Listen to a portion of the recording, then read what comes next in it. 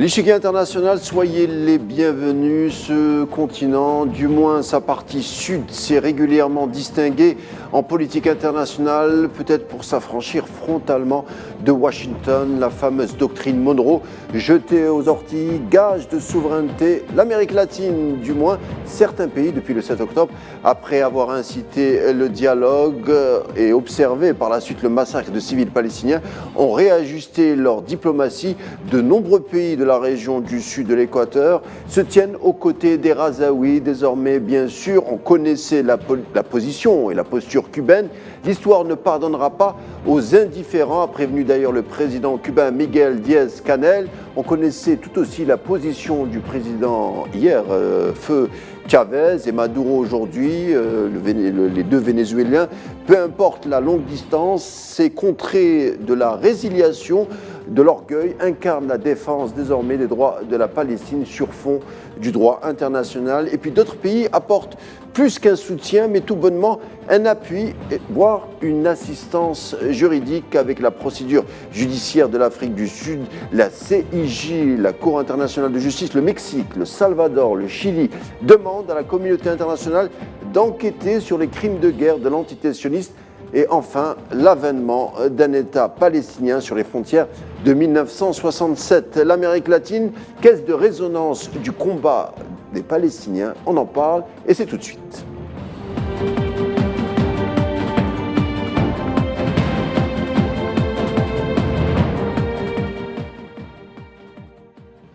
On connaissait les soutiens historiques et traditionnels des pays d'Amérique latine pour la Palestine, Cuba, le Nicaragua, qui ont reconnu l'État palestinien dès 1988 après l'initiative d'Alger du 15 novembre de la même année. D'autres pays du continent viendront s'ajouter à la liste plus tard et cette reconnaissance dépasse parfois le cadre symbolique ou diplomatique. La Palestine est presque comme chez elle en Amérique du Sud, on va le constater, ce n'est pas qu'une métaphore.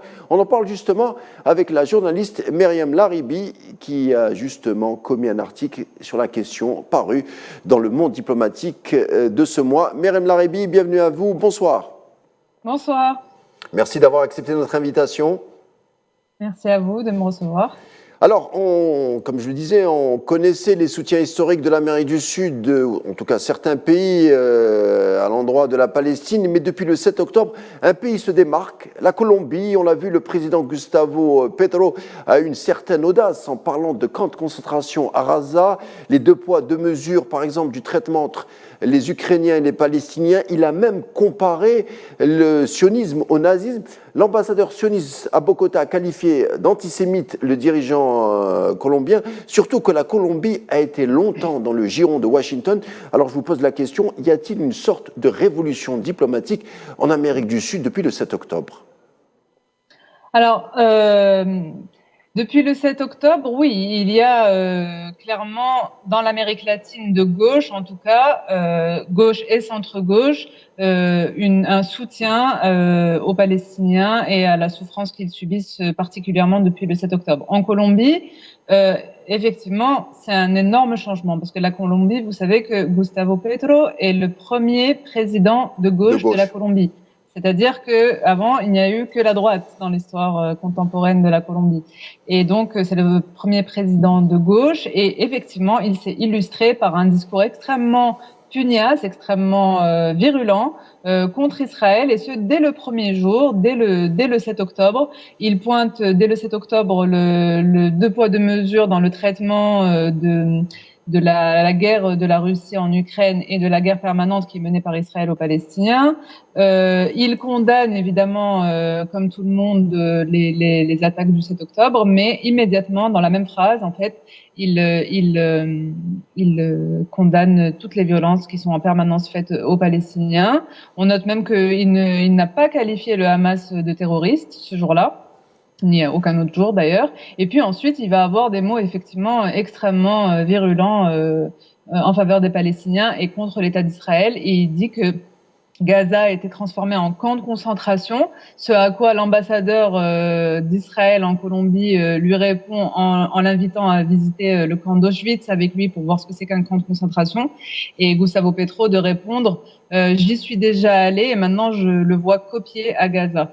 Et oui, effectivement, il a qualifié le gouvernement israélien, enfin, il n'a pas qualifié, mais quand le ministre de la Défense, Yoav Gallant, a qualifié les Palestiniens d'animaux humains, ben, Gustavo Petro a immédiatement répondu en disant c'est exactement ce que disaient les nazis à propos des Juifs. Voilà, donc pour une première réponse, voilà.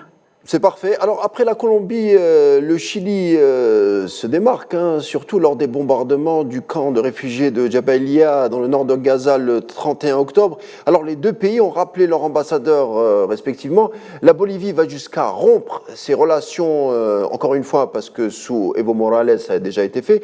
Est-ce que selon vous, je parle en manière générale, peut-être que vous allez affiner votre réponse, mais est-ce que selon vous, c'est une posture par rapport au gouvernement en place concernant ces pays, ou est-ce que c'est plus profond que ça?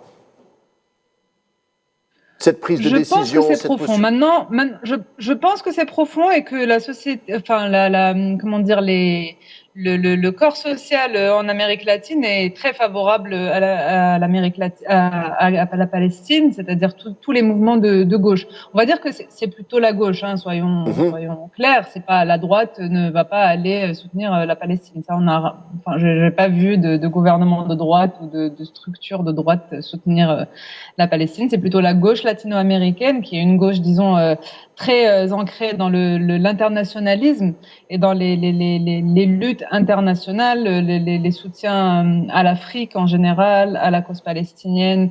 Voilà, il y a un internationalisme en Amérique latine. C'est l'histoire. Et effectivement, oui, l'histoire de solidarité. Cuba, par exemple. Cuba. Commençons par Cuba. Cuba est le seul pays d'Amérique latine à ne pas avoir voté contre le plan de partage de la Palestine en 1947. C'était même pas encore sous Fidel Castro, c'était avant. Et c'était justement pour protester contre la dépossession des Palestiniens. Et ensuite, bon, Fidel Castro, dans un premier temps, le gouvernement socialiste reconnaît l'État d'Israël, et avec des hésitations, mais ils reconnaissent l'État d'Israël par rapport à la souffrance des Juifs dans l'histoire, etc., la persécution des Juifs dans l'histoire, et finalement rompt les relations avec Israël en 1973, au moment de la guerre de Kippour, où Cuba envoie carrément des troupes dans le Golan pour soutenir les troupes syriennes dans le Golan. Et depuis, Cuba n'a pas rétabli ses relations diplomatiques avec Israël. Le Venezuela, c'est en 2009 que Chavez, vous l'avez dit au début, je crois, a rompu les relations avec Israël au moment de la guerre contre Gaza qui durait déjà depuis un an. Le président Chavez avait rompu les relations, elles n'ont jamais été rétablies. La Bolivie, 2009 également, Evo Morales a rompu les relations avec Israël. Et en fait, au moment du coup d'État dont il a été la cible en 2019, c'est la dictatrice, on peut dire, qui a été mise en place à ce moment-là. Janine Áñez a rétabli les relations. Et puis là, au moment du bombardement du camp de Jabalia, le 31 octobre, la Bolivie, sous Luis Arce, qui est donc du même parti que Evo Morales, a rompu les relations diplomatiques, encore une fois, avec Israël. Et le Chili, la Colombie, Belize et le Honduras ont rappelé leurs ambassadeurs. Le Chili, vous voulez que je vous parle du Chili? Le Chili a la particularité d'avoir une énorme communauté palestinienne qui est issue d'une diaspora assez ancienne qui date des années fin Alors des années 20. justement, on va en parler tout de suite. Vous me tendez la perche. Alors, on a parlé maintenant est-ce qu'il y a le chamboulement, c'est un rapport avec les gouvernements en place, ou est-ce que c'est plus profond que ça? Eh bien, peut-être que la clé démographique ou la clé de la diaspora palestinienne peut-être nous donne un premier indice d'analyse. L'Amérique du Sud, c'est pratiquement presque 1 million de Palestiniens. Et on va le voir ensemble hein, sur cette carte. Le nombre de Palestiniens et de Libanais en Amérique du Sud avoisine, c'est en millions, mais on reste sur les Palestiniens. Alors il y en a, vous le disiez à l'instant, 500 000 au Chili, 250 000 en Honduras, 120 000 au Mexique, 100 000 au Salvador. D'ailleurs, le Salvador, c'est intéressant puisque le président du pays, d'ailleurs, qui s'appelle Naïb Boukele, est d'origine palestinienne. Donc des communautés qui pourraient augmenter dans le futur et se révèlent être un atout. Vous avez commencé à l'expliquer, donc je vous laisse continuer, mais ça pourrait être un atout, enfin certainement, et influencer la politique étrangère des pays concernés.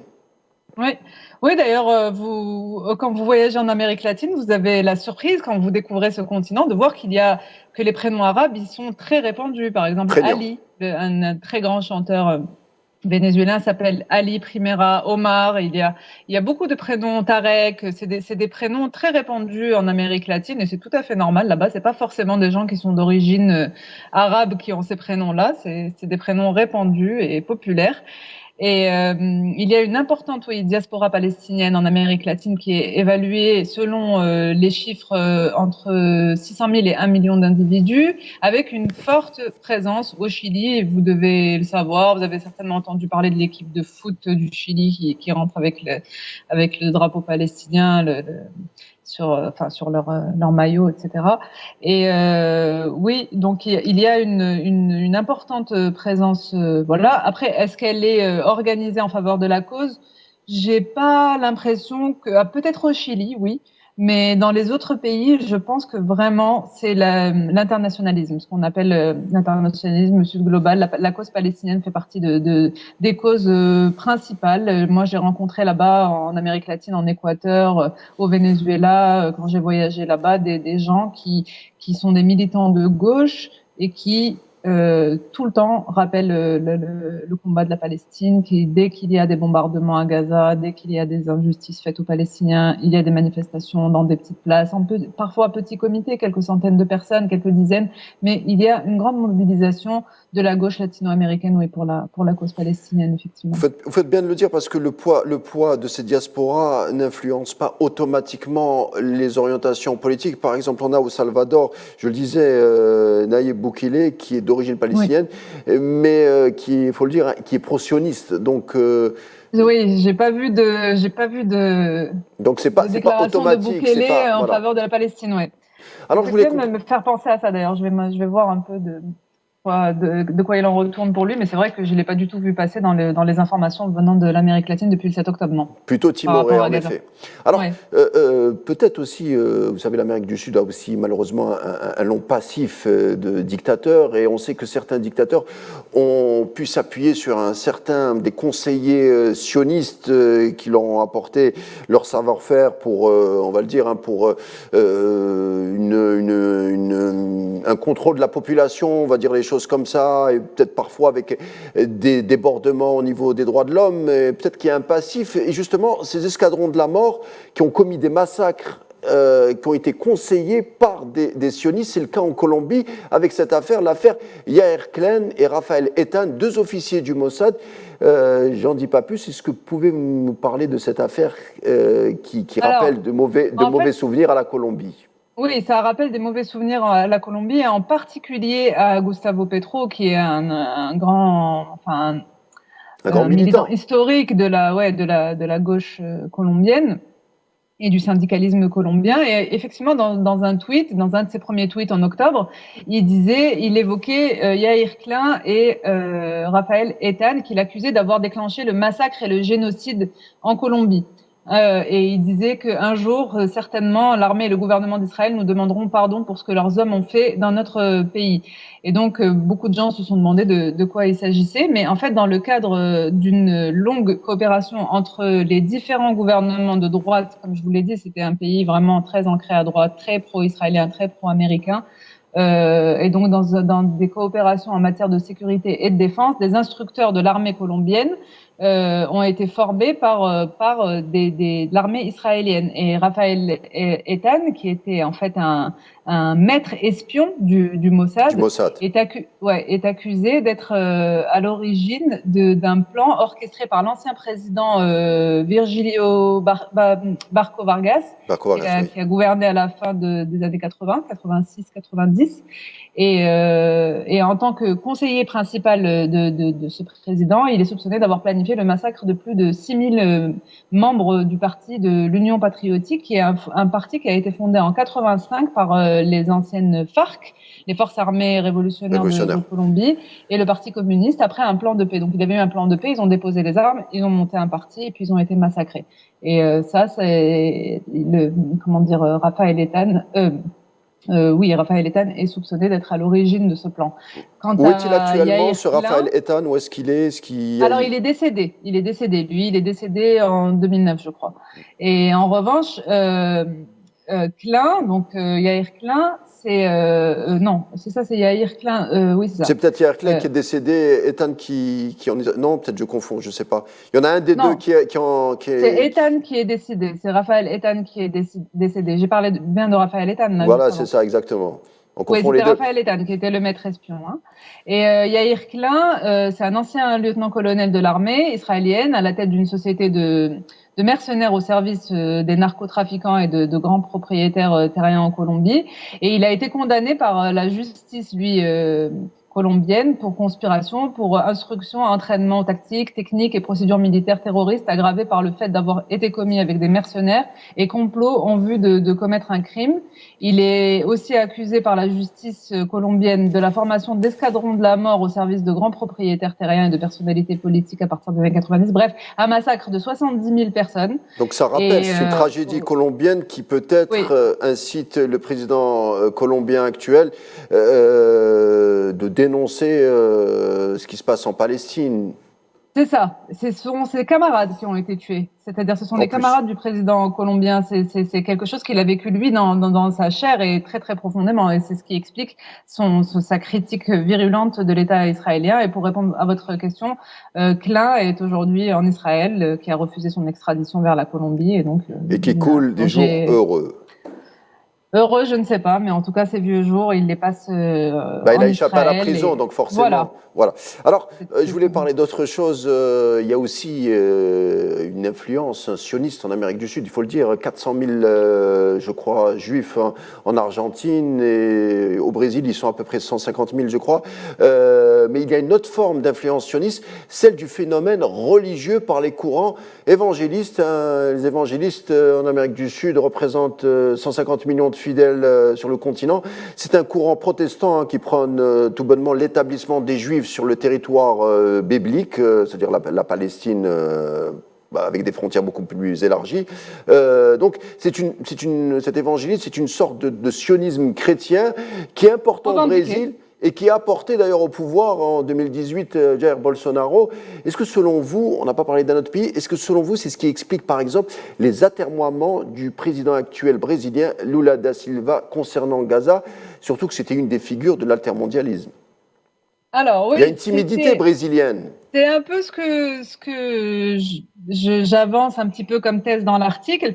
C'est-à-dire, oui, Lula a été assez surprenant sur l'affaire actuelle du génocide qui se déroule actuellement à Gaza. Bon, il a parlé de génocide, lui. Hein. Oui, il a parlé de génocide. Oui, il dénonce et voilà, il est bien sûr pour la protection de la population palestinienne. Mais effectivement, donc pour revenir à ce que vous disiez, oui, le mouvement évangéliste qui est très, très, très... qui a une importance démographique, enfin, il a une forte population, disons 133 millions de fidèles en 2020 sur tout le continent et au Brésil en particulier. Ils ont participé à faire élire Jair Bolsonaro, qui est un sioniste, un pro-israélien qui défilait avec des t-shirts d'Israël, ses enfants défilaient avec le t-shirt du Mossad, etc. Donc ultra-sioniste. Ah oui, effectivement, ce sionisme chrétien a une grande influence au Brésil. Est-ce que c'est ça qui fait que Lula a été au début, comme vous l'avez dit, un peu hésitant, aménager le chèvre et le chou en fait. Peut-être, mais je peux pas C'est des l'assurer. calculs électoraux. C'est difficile à dire parce que Lula, quand même, c'est une personnalité qui a démontré à plusieurs reprises un engagement très très à gauche, très internationaliste, etc.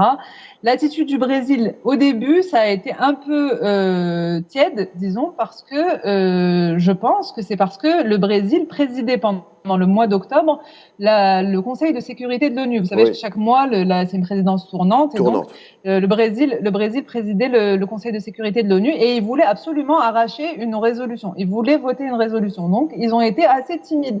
Disons, ils ont fait une résolution qui appelait à des pauses humanitaires. Vous vous rappelez, au début, tout le monde parlait de pauses humanitaires à Gaza, donc il demandait pas un cessez-le-feu, bon, certainement parce qu'il s'attendait à un veto américain, que de toute façon, quoi qu'ils disent, il y a veto, donc autant y aller, en fait. Mais oui, le président brésilien, bon, il faut savoir qu'ils avaient ils avaient je ne sais pas combien de victimes dans les attaques du 7 octobre, et des otages, donc ils avaient des otages à Gaza. Donc il y avait ce paramètre-là aussi à prendre en compte, effectivement, mais il a été, disons, l'historique a immédiatement rappelé Petro que la guerre n'a pas commencé, enfin le massacre des Palestiniens l'histoire n'a pas commencé le 7 octobre. Ça, Lula ne l'a pas rappelé, en fait. Pour lui, le déclencheur de tout ça, c'est le Hamas.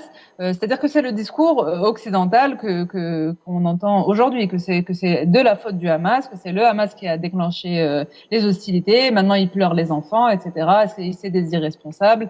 Et il rappelle pas l'histoire. Et on se serait attendu de la part de Lula de rappeler que l'histoire n'a pas commencé le 7 octobre, qu'elle a commencé en 1948 et que le nettoyage ethnique a commencé en 1948, etc. Mais bon, Lula